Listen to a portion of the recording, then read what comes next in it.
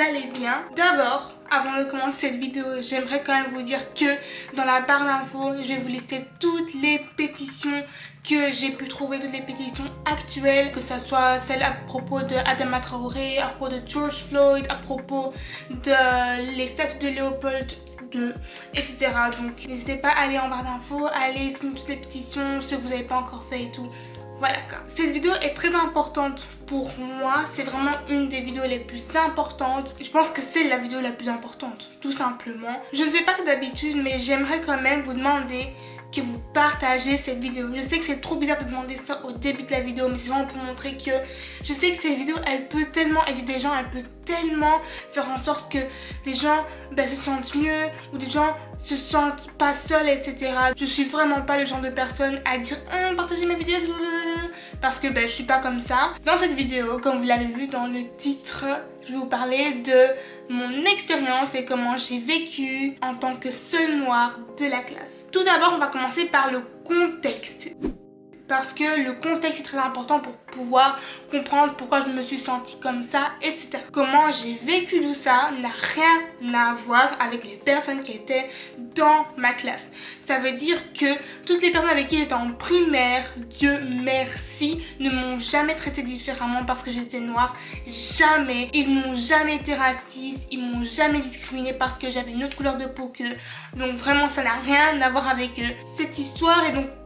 c'est pas vraiment une histoire, mais comment je peux dire, en fait tout ce que j'ai vécu et le pourquoi du comment se passe en primaire, de la première primaire à la 6e primaire. Je dois avoir entre 6-7 ans jusqu'à 11-12 ans. Il faut savoir que de ma maternelle jusqu'à ma première et 2e primaire, j'étais dans une petite école, dans un petit quartier. En fait, j'étais pas encore à Bruxelles, c'est très important parce que je pense que ça joue quand même un rôle. J'étais pas encore à Bruxelles, j'étais en Flandre. Comme vous savez, la Belgique est constituée de 3 provinces. C'est pas des provinces, qu'elle est super la géologie. Géologie, c'est géographie. Putain, waouh, l'école. Il y a la Flandre, la Wallonie, Bruxelles. Et donc j'étais en Flandre, dans un petit quartier, oui, où il y avait majoritairement que des blancs. Et donc dans ce quartier, il y avait une petite école où toutes les personnes du quartier allaient. Voilà, c'était un peu, tout le monde se connaît et tout le monde allait environ à la même école. Au début de ma maternelle jusqu'à ma première et 2e primaire, j'étais dans une petite école, mais qui était en fait la partenaire, qui était en fait l'école partenaire, je sais pas si ça se dit, de l'autre école. Donc c'est un peu bizarre, mais en fait la directrice était directrice de 2 écoles qui étaient environ un peu plus loin l'un de l'autre. Et donc au début j'étais dans la petite école, elle était vraiment très petite, où il y avait maximum jusqu'à 2e primaire. Si tu voulais aller plus loin, tu devais aller ou alors dans l'autre école partenaire, où c'était plus grand, ou alors tu devais tout à fait changer d'école, aller dans un autre quartier, etc. Au début il n'y avait aucun problème. Et puis on arrive 3e primaire. C'est plutôt à partir de là que tout va se jouer, à partir de la 3e primaire, parce que tu commences à plus réfléchir, à plus te poser des questions, etc. C'était tellement une petite école que par année, en fait, chaque année, tu avais une classe de 20 personnes environ. Et donc à chaque fois, quand tu passais de première à 2e, 2e à 3e, etc., tu étais tout le temps avec les mêmes personnes. Ça veut dire que de la 3e primaire jusqu'à la 6e primaire, j'étais tout le temps avec les mêmes personnes. Pour vous constituer ma classe, j'étais dans une classe avec des personnes qui étaient blanches majoritairement. 3/4 de ma classe était blanc et 1/4 avait des origines étrangères. Dans ce 1/4 là, tu avais des Turcs, des Marocains, Polonais, Espagnols, et puis t'avais moi. Je trouvais que c'était assez important de quand même savoir tout ça. Tout d'abord, on va commencer avec la première chose, c'est les cheveux et comment le fait que j'étais la seule noire a affecté comment je voyais mes cheveux, comment je voyais les cheveux de noir principalement. Comme j'ai dit au tout début de ma première, 2e, je voyais pas trop d'inconvénients, vraiment mes cheveux en vrai, je m'en battais un peu les couilles. Puis arrive le fait où tu commences un peu à te découvrir, tout simplement, tu deviens plus grande et tout, et tu commences à voir que t'arrives pas à vraiment faire comme les autres, même si il y avait tout type de cheveux dans ma classe, c'était tous des cheveux de blanc, et donc moi pas, j'ai pas ça quoi, tu vois. Quand on est petit, on a envie de ressembler à ce qu'on voit, on a envie de faire comme ce qu'on voit en fait.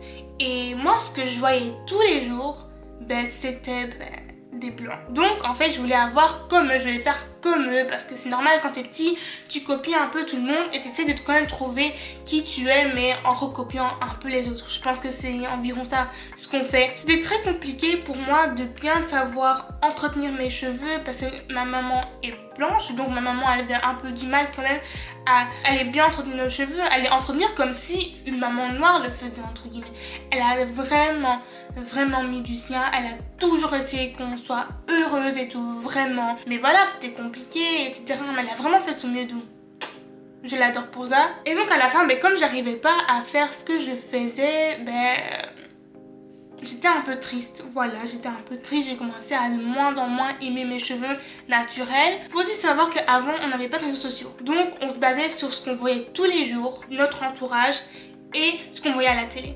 Et avant à la télé, t'avais presque pas de représentation de nous en fait. Il y avait presque pas de noirs à la télé. Et s'il y avait des noirs à la télé, les personnes avaient des tissages, avaient des perruques ou avaient juste lissé leurs cheveux ou défrisé. Donc c'était jamais les cheveux comme moi j'avais avant, mes cheveux naturels quoi, tu vois. Les seules personnes qui me ressemblaient, c'était mes soeurs et mon père. Et puis arriva ce qui arriva. Je sais pas si c'est ça l'expression, mais bon. Bref, il y a un truc qui est venu comme tout le monde faisait à l'époque en 2010, c'était quoi? C'était le défrisage. Comme je vous ai déjà dit dans une autre vidéo, je vous la mettrai ici, ça parle un peu de mes cheveux, du défrisage, etc. J'ai défrisé mes cheveux. Le défrisage, c'est la plus grosse arnaque de ma vie parce que sur leur boîte là, t'as des filles, elles ont ces coupes hyper lisses et tout, alors que nous on se retrouvait pas du tout avec ça, mais pas du tout. S'il y a des personnes qui ne voient pas ce que je veux dire, je vous mettrai des photos ici quelque part. À chaque fois j'espérais de me retrouver avec des cheveux hyper lisses et tout, et donc à chaque fois quand je faisais le défrisage, j'étais hyper excitée et tout, et quand je voyais le résultat et que ce n'était pas ce que je voulais, j'étais hyper triste, j'étais déçue et j'avais limite des larmes aux yeux en fait, c'est grave. Et parce que c'est pas ce que je voulais, et à chaque fois je me disais bon Kelly, à chaque fois au plus tu fais, ça va être plus souple, tes cheveux à la fin ils seront lisses, tu vois, ils seront longs et tout, ils vont bouger dans le vent et tout. C'est vraiment ça que je voulais et c'était pas ça. Moi, je remerciais toujours mes parents parce qu'ils faisaient tout pour nous. Donc à chaque fois, on remercie nos parents parce que voilà, mon père il nous défrisait les cheveux, maman elle allait chercher le défrisage et tout, maman elle faisait tout pour nous, etc. Elle démêlait ci et ça. Donc c'est normal de les remercier et tout. Mais bon, après, je sais pas contente avec ce que j'avais sur la tête, quoi, tu vois. Comme je n'arrivais pas à voir ce que je voulais, je laissais le défrisage plus longtemps. Faut savoir que le défrisage, ça te brûle les cheveux. Mais vraiment, ça te brûle les cheveux, mais ça te brûle aussi le crâne. Donc au plus tu le laisses, parce que normalement quand ça commence à piquer, tu dois l'enlever. Attends, mais qui enlevait quand ça piquait un peu? Personne. Puis ce qu'on a fait, c'est que comme on n'était jamais contente avec nos cheveux, le défrisage c'était vraiment pas ça, on continue à défriser, oui, mais on a acheté un fer à lisser. Ce fer à lisser, il était vraiment nul, mais nul. Et le truc c'est qu'après tout ça, j'aimais toujours pas mes cheveux en fait. Vraiment je commence à les détester et tout. Et puis ce qu'on a fait, c'est le lissage brésilien. Je vous ai déjà expliqué tout ça dans la vidéo que j'ai faite à propos de mes cheveux, donc allez la regarder. Ils étaient lisses, ah ouais mais lisses, mais j'avais les cheveux blancs, c'était tout lisse. Magnifique. Mais comment ça a pété mes cheveux, j'ai perdu toute ma longueur, j'ai perdu toute ma masse de cheveux avec ça. Deuxième chose, comment je voyais ma couleur de peau, comment je voyais les personnes noires.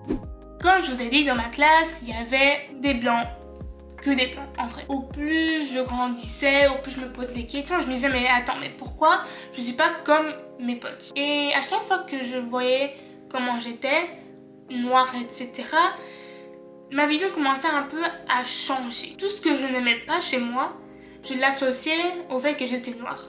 Parce que tout ce que j'avais, mes potes ne l'avaient pas. Et mes potes étaient blancs et moi j'étais noire. Donc pour moi c'était tout ce que je n'aimais pas, c'était parce que j'étais noire. Mes cheveux, je les détestais et tout. Et mes potes n'avaient pas les cheveux comme ça. Moi je les avais, mes soeurs les avaient.